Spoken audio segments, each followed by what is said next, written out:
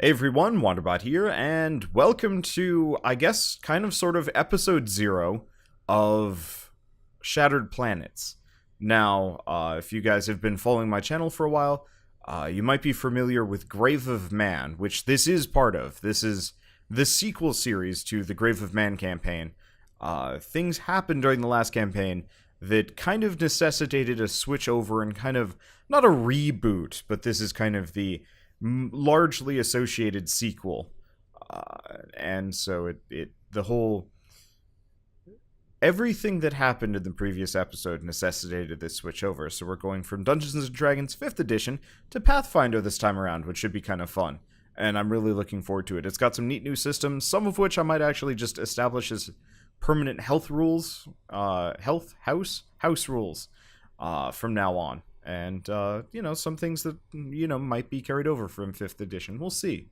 Stuff like advantage and whatnot, I might try and wriggle in somehow. But we'll figure that out as we go along. But so if you're joining us for the very first time, I would highly recommend going back to watch Grave of Man. There's a lot there. There's a lot there that will be carried over into this campaign, but there's also going to be a lot of new stuff. So, if you don't have the time to go back and watch Grave of Man, that's okay, because ultimately they're going to be fairly similar series, and I'm going to try my hardest to make it as accessible for everybody as possible. And so, if you were a fan of the previous campaign, you'll see some characters show back up. And honestly, if you haven't seen it, they'll probably get reintroduced, because we have a 4th party member joining us now. Obviously, if you're a fan of my channel, we've got a friend, Durf, who has been, kind of getting further enmeshed with our group over the past year.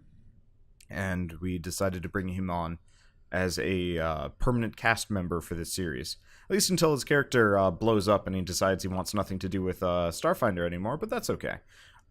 So he will be joining us here, which I guess is a good segue into this video. So this is going to be episode 0, kind of an introduction into some of the mechanics from Starfinder. We're gonna have a lot more as we go along, but so for this video I'm gonna be going over Durf's character sheet and what some of the mechanical differences are between 5th edition and Starfinder, and how Durf's character specifically works, and just some neat little bits and bobs there. And, I'm joined by everybody, and we're just going to kind of hang out and talk, because this is their first introduction to Starfinder as well. And I figured everybody could use a primer. So I guess without further ado... Alrighty. So I guess actually before we begin, I should probably give a quick crash course on Starfinder.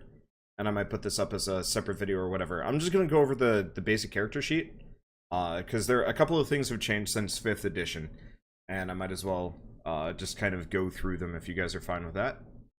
Yeah. Okay, yeah. So stats are largely the same. The bonuses are still handled the same. There are minor differences, but pretty much all the same. I guess for anybody that's never seen this before, specifically Durf, you have 6 stats. Strength, which is brawny. Dexterity, kind of your quickness, your agility. Constitution, how tough you are. Intelligence, how smart you are. Wisdom, how to not make dumb decisions. And charisma, how cute and adorable you are. And so each of these affect various things. If you want to lift something heavy, if you want to dodge a fireball, if you want to, shrug off poison, if you want to think your way through a brain teaser. See if somebody's lying to you, or if you want to lie to somebody. That's what all those stats kind of do. So you have two things that matter: your total and your mod. Your total is what your stat is. So, Durf, I'm looking at your character. You have a strength of 12. That means your character is slightly stronger than the average human. And what that corresponds to is, if you notice to the right, your 12 corresponds to a mod 1. The formula, and you're probably going to forget this, is stat minus 10 divided by 2, and then rounded down. So 12 minus 10, 2, divided by 2, 1, don't need to round. It's best to keep your stats even, because it saves you a lot of thinking if you're bad at rounding. Okay. Yeah. I'm losing you. It's fine. You'll figure it out eventually. This is one of those where the sheet does it for you. Luckily, if you just click on the strength die there, it'll just roll it for you. So you don't really need to think about that until you level up. at which point we can go over this again. Okay, so that's your basic ability scores. But these will come up frequently. Now, moving over to the right, this is where things kind of change a little bit. So before this, we started on 5th edition. 5th edition had completely different setup. I'm not going to go into how that worked, because not everybody saw that or was aware of the mechanics. So let's just go through the columns. So the first column is HP and SP. So Starfinder introduces a new mechanic called SP, Stamina Points, which is a secondary health bar. You have 2. Your stamina is kind of your on-the-go energy, dodging shots, near misses, stuff like that. So when you take SP damage, you're not actually taking a hit. It means your character has lost energy in avoiding or shrugging off the blow. You can think of it however you want. But what it means is, during combat, you have a whole second health bar that you can expend without consequences, because after 10 minutes, it all comes right back. So you can just sit down for a breather and not go into the next fight with only 12 HP. So specifically Bird, that's good for you, probably. Yep. But so what HP does is it's your more traditional health. It doesn't come back very fast, and it represents real wounds that your character has taken, and it takes a lot longer for those to heal. So generally, you want to only lose SP if you can. But I mean, what can you do? Wait, this is under health and resolve, right? Yeah. Mine are set to 0? Your current is. So what you want to do is just bop them up. I'll do it for you now. But so when you take damage, I say Durf, you got hit by a laser shot, you take 10 damage, you subtract 10 damage from your SP. Okay. And then when you have no more SP, then you start subtracting from your HP. Now, the one thing I will say is your character actually has a shield generator, so you have a little bit extra. Also, resolve points are something new. I don't know how they work. I'm just... You spend a resolve point to recover all of your stamina points. Oh, okay. It also takes 10 minutes, so they're basically how much resolve do we have? I was gonna actually just say you don't have to spend resolve on healing. Oh, okay. And you can just use resolve on the more interesting features. Probably. This is going to be kind of informal. I will say, remember the SP system, because no matter what game we play, I'm probably going to keep the SP system in it. Okay. Because it is so much more interesting than traditional systems, where you have to sit around for 10 hours and wait and heal. Okay, so back up to that classroom information. So class name is whatever class you are. Durf, you're a mechanic. Base attack bonus is different. So base attack bonus is when you hit something, that is the base bonus that you use as like a 2-hit thing. So say you want to shoot somebody with your gun, you roll 1 die 20, then you add your base attack bonus plus whatever the relevant stat is.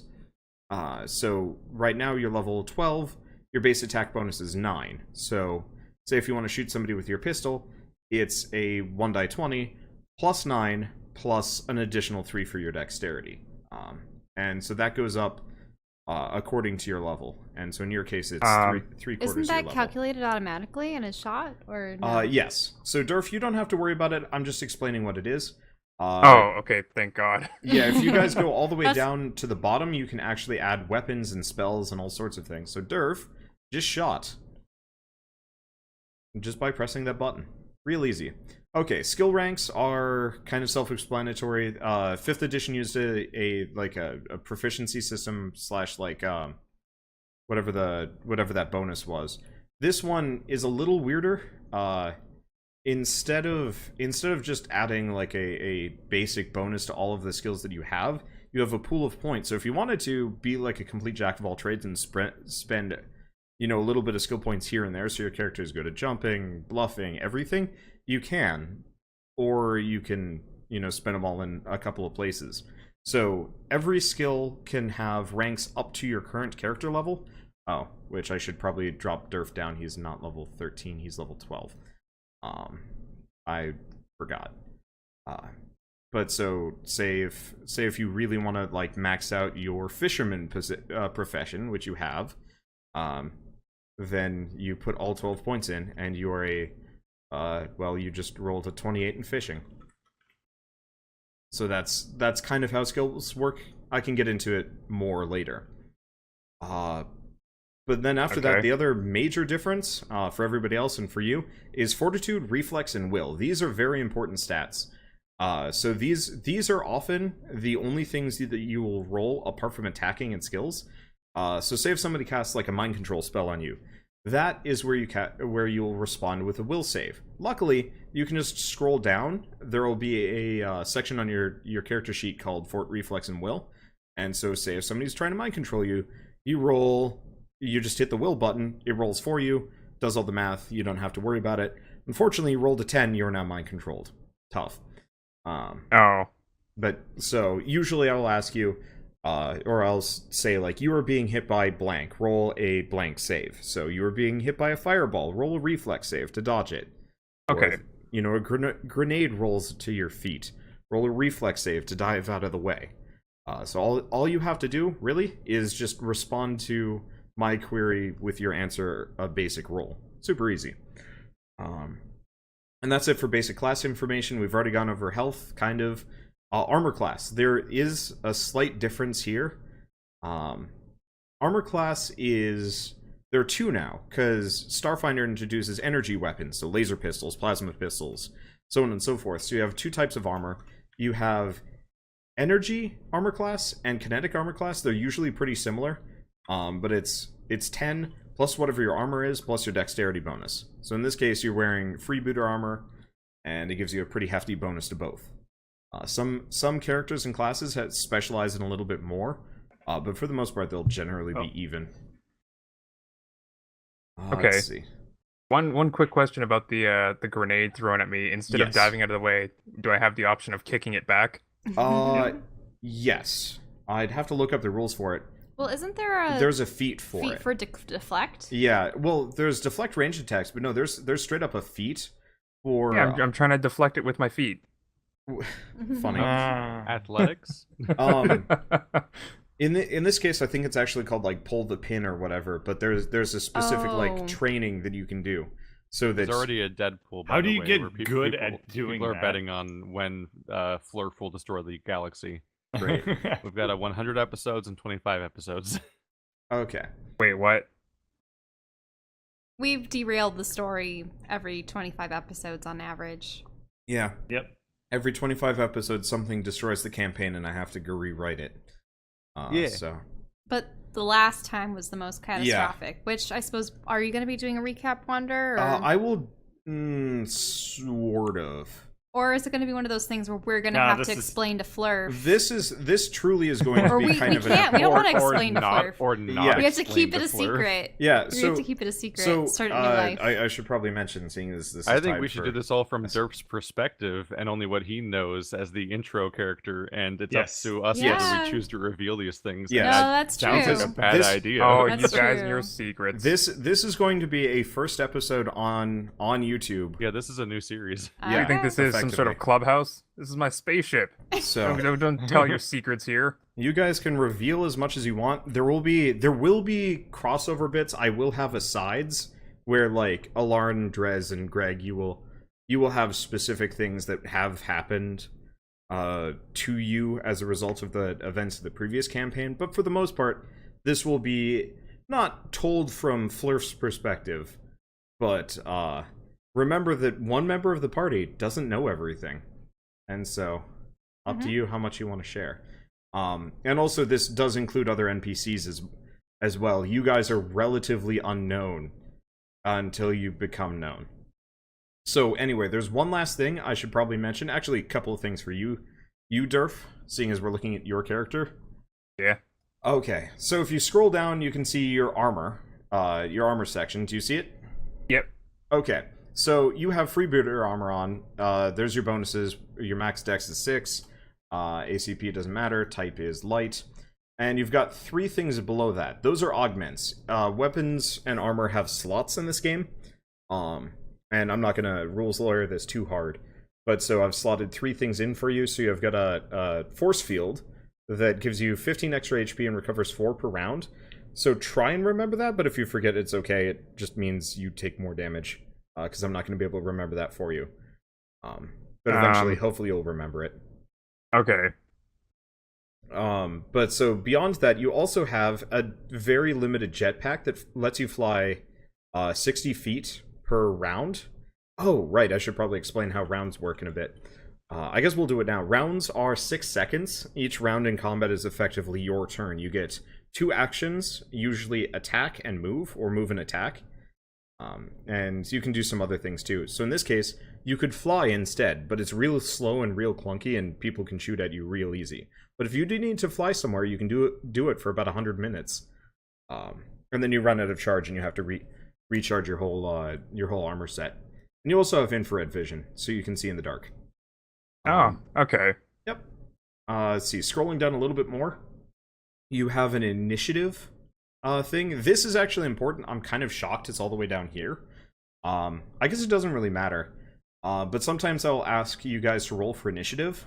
This Flag. will, yeah. So, what the shit? How? Why me? 19.03. What? What the fuck? Okay. All right. What? Maybe they did a thing that eliminates ties. Oh, tiebreaker. A tiebreaker. Oh, that's actually really cool. I like that. Okay, I was just like 0.03?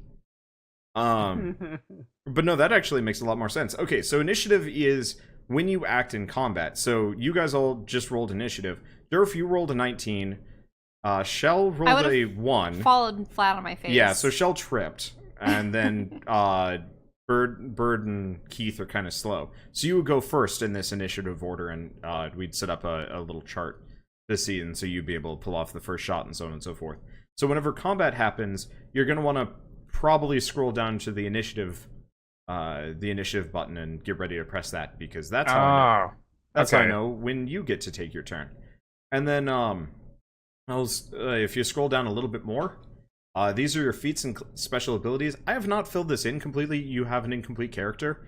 I will task you with some homework to research what mechanic tricks and feats you want for your character. I've given you a couple, but you really should actually look into these and kind of determine what you want. Knowing our luck, we're going to tie the tiebreaker. Yeah, we are, yeah. But so Durf, your character specifically gets a +4 bonus to computers and engineering on top of his normal ranks. Your character is rather good at both of those things. You can hack things from 60 feet away. So computers, robots. You can fix the engines from 60 feet away. No idea how. But it's in your wheelhouse. Yeah, Durf kinesis. You can also you can hack androids, drones, robots, and mechanical beings. So if you're being attacked by a sentry turret, you could potentially hack it. Okay.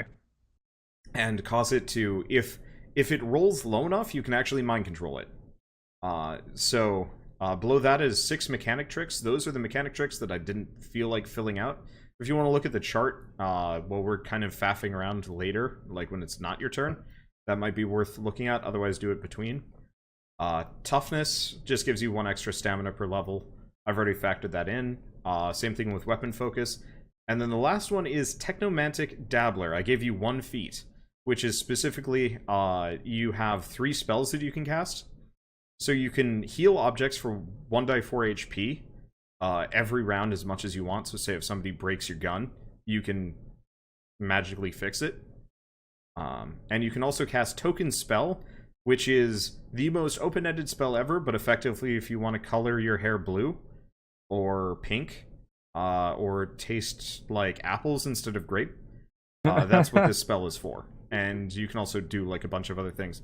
So if you have like a really, really basic non-combat spell that you think you could maybe pull off, I want to make the beds in my ship. Yeah, no, that's absolutely what this can do. You can lift like I think 20 pounds very slowly, make the beds from 20 feet away. And then the last thing you can cast is Life Bubble, which more or less makes it so you can breathe in space for 24 hours. You and up to 12 other people. Or 11 other people. What? Yeah. Wow. It's kind of broken. House rules, you can't use it to like go inside like a volcano and be like, yeah, the air's fine in here. That would be pushing it a little bit. Anyway. Okay. So that's pretty much an overview of kind of how things work and your character. I don't care about encumbrance, so I'm turning that off. There's an inventory section, so if you get items, add them to that, please. I'm not going to remember what I give you, and I'm not going to remember what it does after a couple of sessions. So please, I will be try. proactive about those things. Usually I'm pretty upfront about what things do, or, you know, you have the opportunity to try and figure it out. But if you just throw it in your bag, I'm going to forget about it. Raz. And I think that's it. Shall we get started? Oh boy. You were I'm talking about excited. Durf hacking, so I just started streaming the NCIS video of them, like 2 people hacking on one keyboard. Alright, now just Photoshop Flurf's face onto that and we're good.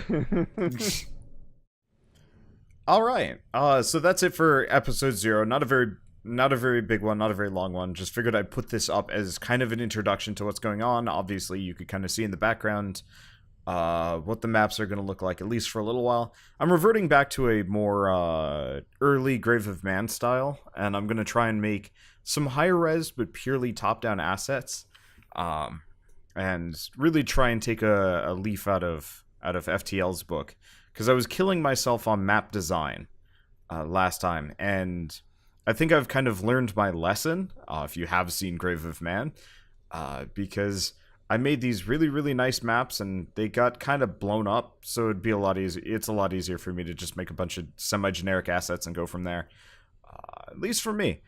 Anyway, so I guess that's pretty much it for episode 0. There's a ton more I could talk about, but there's a ton that I'm going to talk about over the course of this campaign. I guess in terms of announcements and whatnot, news, and this will be repeated in the first episode, but obviously, if you've never seen this before, or you've kind of forgotten, there's a Reddit for Grave of Man, and, you know, as part of that, Shattered Planets, and that'll probably just be the primary Reddit where everything goes. So if you want to discuss, if you want to suggest items, if you want to contribute art assets, if you saw Grave of Man, I took a couple of, like, druids and trees and stuff like that, and so if you guys want to draw some space pirates that I include, awesome. Obviously, it has to be in 100% your stuff, not copied from somewhere else or lifted from somewhere else, because that would be bad, but, you know, I love to see fan submissions here and there.